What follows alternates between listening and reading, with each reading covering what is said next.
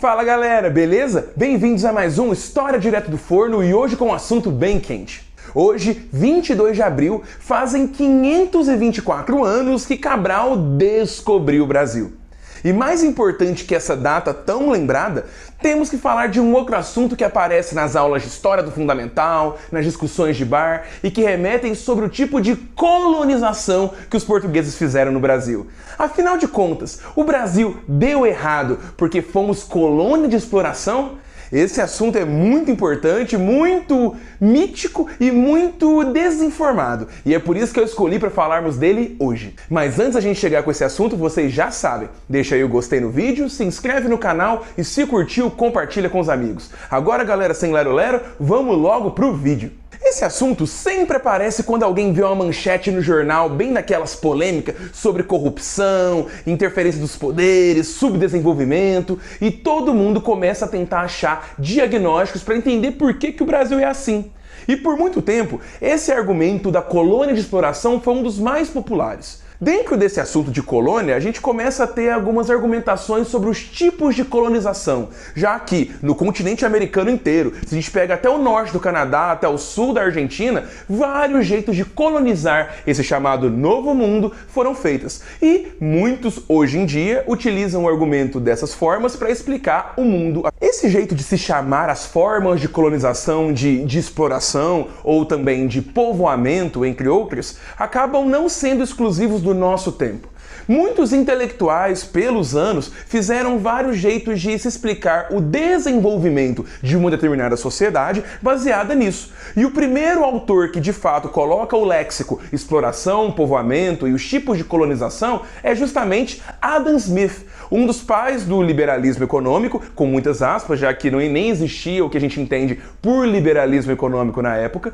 mas ele, justamente ao entender o progresso e riqueza das nações, coloca esse argumento para justificar por que algumas nações seriam mais desenvolvidas que outras. Além do Adam Smith, muitos economistas, sociólogos, historiadores começam a argumentar o status das sociedades na época, nas suas determinadas épocas, utilizando o argumento da colonização. Quem faz um excelente arranjo disso é o economista Leonardo Monastério, que está aqui as referências, o artigo dele, mas que ele coloca justamente esse levantamento de autores que utilizam as colônias para falar do desenvolvimento das sociedades. No Brasil, o autor que mais vai trazer esses termos para se explicar a realidade brasileira é o Caio Prado Júnior no famosíssimo Formação do Brasil Contemporâneo. É lá que ele utiliza justamente e corrobora a tese de que a forma de como a colonização portuguesa foi feita no Brasil acaba nos colocando em um monte de características, como a exclusividade da economia e agricultura, a forma de produção baseada na mão de obra escrava, a sociedade brasileira baseada em relações de compagrio, entre outras questões que dão uma força muito grande para a administração portuguesa e acabam condicionando o Brasil a uma espécie de destino manifesto nosso que seria o chamado sentido da colonização, que o Caio Prado Júnior justamente coloca que, pelas características da colonização brasileira, nós estaríamos reféns de uma sociedade extremamente desigual, amparada no trabalho escravo e que depende muito da exportação agrícola para o resto do mundo, sendo essa a nossa principal fonte de riqueza. O Caio Prado Júnior, então, fala que isso só acontece porque Portugal tinha o objetivo de fazer uma grande exploração econômica brasileira que envolveria absorver os nossos recursos e tributar as formas de riqueza aqui do nosso país. Dessa maneira, a forma de exploração, na ideia de que Portugal realmente vem, rouba o Brasil, e isso seria um dos principais diagnósticos para a situação do Brasil hoje. E não só isso, o Celso Furtado, economista brasileiro, quando vai entender a questão da formação da economia brasileira, em um dos seus livros mais famosos, vai trazer isso também para falar dos ciclos econômicos. E esses ciclos econômicos que variam de regiões e formas de economia, como a cana-de-açúcar, o ouro, o café, entre outros, vão fazendo com que o Brasil seja muito dependente dessa administração colonial, lá no Brasil colônia, e depois que conseguimos a independência, as estruturas sociais e políticas que existiam na colônia continuam convivendo com o Brasil Império e o Brasil República. Dessa maneira, a forma que a colonização foi feita acabou condicionando, nunca determinando, mas condicionando a forma com que o Brasil acabou se estabelecendo. E isso seria uma das causas principais do nosso subdesenvolvimento. Então percebam que existem muitos diagnósticos de vários autores, e isso que eu estou pegando uma galera muito mais clássica até a década de 50, sem contar os novos historiadores que utilizam da historiografia ou da sociologia para entender o Brasil e suas causas de atraso, vamos dizer assim. Só que é muito frisado que entre o Caio Prado Júnior, o Celso Furtado, assim como outros autores de menor projeção, que esses termos colônia de exploração e o seu, não vou dizer a sua antítese, mas a sua nova forma, que é a colônia de povoamento, que seria uma visão mais positiva, muito colocada nas colônias do norte dos Estados Unidos, ou mesmo no estilo de colonização que foi feita pelos imigrantes italianos e alemães no sul do Brasil no fim do século XIX, seria uma ideia de que você não tem isso de roubar os recursos da terra e levar para a metrópole, mas sim povoar, construir cidades e se desenvolver. Então coloca uma ideia de que a forma de exploração, embora ela traga alguns desenvolvimentos para esses autores citados, ela acaba, no longo prazo, condicionando o Brasil a uma forma muito atrasada de viver. Enquanto as colônias de povoamento, não, porque elas buscariam, dessa maneira, o desenvolvimento local, interno. E essa argumentação foi muito atacada pela historiografia em muitos setores, tanto na parte da República, na parte do Império, na parte do Brasil colônia por si só, e colocando inclusive outros elementos, como a própria questão da escravidão, a forma com que o mercado interno se reproduziu, que não era apenas condicionada à administração colonial portuguesa, como o Caio Prado Júnior foca tanto ao falar do sentido da colonização. E para falar de autores mais recentes, eu vou colocar um livro sintético aqui que nem é de historiografia de fato, mas ele dá justamente esse choque contra essas teses mais antigas, que é o História da Riqueza do Brasil, do Jorge Caldeira. O Jorge Caldeira ele cita antropólogos, economistas, historiadores, ele é corroborado por muitos historiadores, embora ele tenha algumas falhas na questão da leitura dos dados, etc. Recebeu algumas críticas, bem interessantes inclusive, porém ele já dá esse choque ao falar que o Brasil, desde o Brasil colônia, já tinha um forte mercado interno e uma preocupação de desenvolvimento local, tanto pelas câmaras de vereadores nas primeiras cidades brasileiras, que tinham uma ideia de realmente se desenvolver a região brasileira, não apenas colocando ali um entreposto para Portugal vir e coletar tributos ou recursos naturais, assim como analisar que vários atores brasileiros fazem a economia e fazem política de um jeito que não é apenas dependente de Portugal, já que, ainda mais no Brasil colônia, era muito complicado para os funcionários públicos, principalmente os que vinham colocar ordem na casa no sentido de administração colonial, ou mesmo os coletores de impostos, num Brasil que é cada vez maior, cada vez mais desbravado e cada vez mais se misturava com relações indígenas, que por sua vez tiveram grande força no Brasil até o século XVIII, principalmente no interior do Brasil, cada vez mais norte, o atual centro-oeste, etc. Então, você tem novas interpretações para se falar que mesmo os pressupostos de um Caio Prado ou o Celso Furtado, que negligenciavam um pouco essa questão do mercado interno e aumentavam muito a força da administração portuguesa na questão de nos condicionar para um certo subdesenvolvimento, não tem tanta corroboração historiográfica. Embora, como eu disse, várias abordagens, além do Jorge Caldeira, encontram espaço. E aí eu posso citar muitos historiadores, como a Laura de Mello e Souza, como João Fragoso, como Felipe de Alencastro, entre outros historiadores que abordam justamente no Brasil colônia essas peculiaridades de como foi feita a nossa colonização.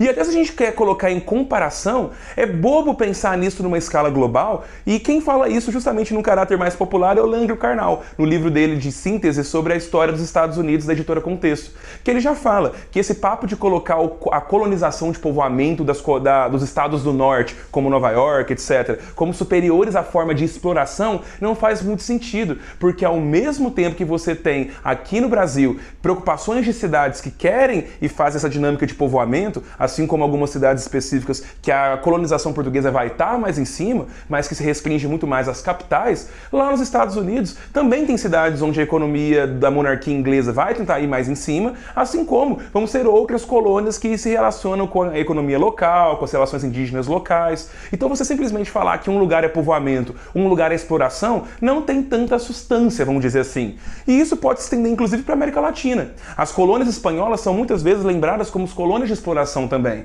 Só que isso não faz sentido se a gente colocar que a própria monarquia espanhola tinha um monte de questões específicas que davam mais liberdade aos colonos e também não conseguiam controlar tanto assim o tamanho da colonização espanhola, afinal de contas é praticamente quase o continente inteiro, e a gente tem várias peculiaridades. Assim como tem lugares mais de exploração, temos lugares mais de povoamento. Mas, de novo, Usar essa ótica binária de aqui foi povoamento, aqui foi exploração, reduz muito a complexidade dos eventos, o papel dos atores, a própria relação da colônia com a metrópole, e isso acaba sendo insuficiente para a gente entender simplesmente como as economias e a sociedade se desenvolvem. Só que usar esse argumento da exploração e povoamento está ganhando outra roupagem, e aí essa abordagem eu acho até inclusive mais interessante para se abordar o desenvolvimento das sociedades. E isso está muito claro pelas obras, principalmente de economistas institucionalistas e neo-institucionalistas, no sentido que eles tentam entender como que a sociedade chegaram onde chegaram, mas analisando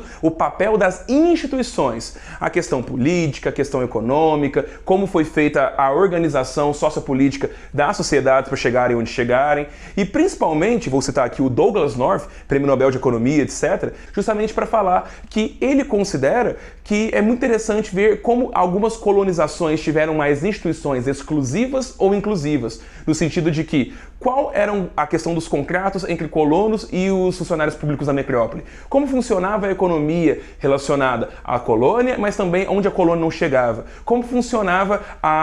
o sistema de privilégios em determinada colônia? A questão da educação, se tinha desenvolvimento ou permissão para universidades ou mesmo escolas no sentido mais público? Como funcionava a questão da escravidão? Em como isso ela impactava as instituições e as maneiras com que as pessoas poderiam ascender socialmente? Então, essas visões de instituições e ver as suas instituições com base no tempo, para saber quais seriam as melhores, acabam pegando esses argumentos da exploração e povoamento e dando uma lente mais econômica de maneira mais interessante. Embora elas também recebam críticas, porque às vezes elas se consideram mais ahistóricas e ficou mais um levantamento realmente de dados de instituições, economias e fazendo explicações que às vezes não comunicam com obras historiográficas. Porém, temos também autores, como o próprio Douglas North, que se comunica muito com historiadores. Então é interessante ver que temos um trabalho bem feito nesse sentido, que ajuda a progredir a ciência, e também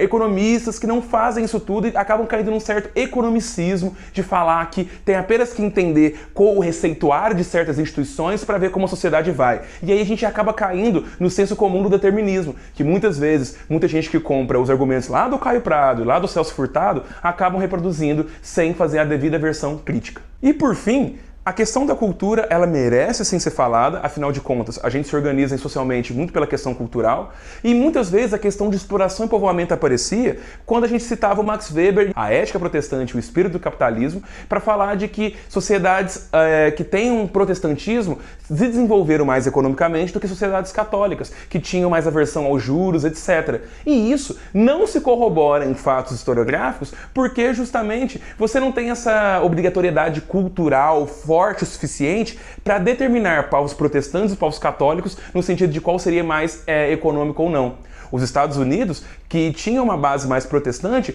demoraram muito a se estabelecer como uma nação, e o simples fato da gente ter uma nação com esses valores não significa que ela era superior de natureza. Tem mais coisas para colocar na equação. Afinal de contas, o próprio Brasil, a própria Argentina, o próprio México, de base católica, tiveram já avanços econômicos muito substantivos na época colonial delas, a ponto de serem maiores que os Estados Unidos em sua época. E você pode argumentar, mas tem que ver o longo prazo, a questão cultural,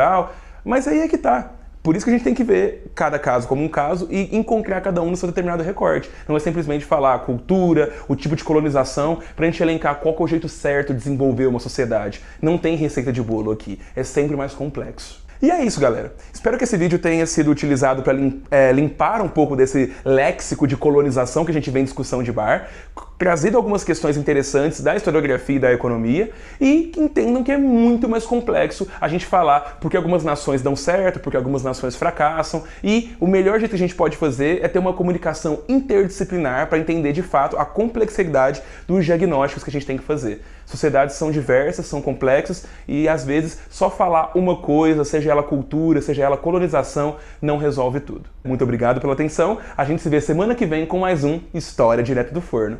Até lá!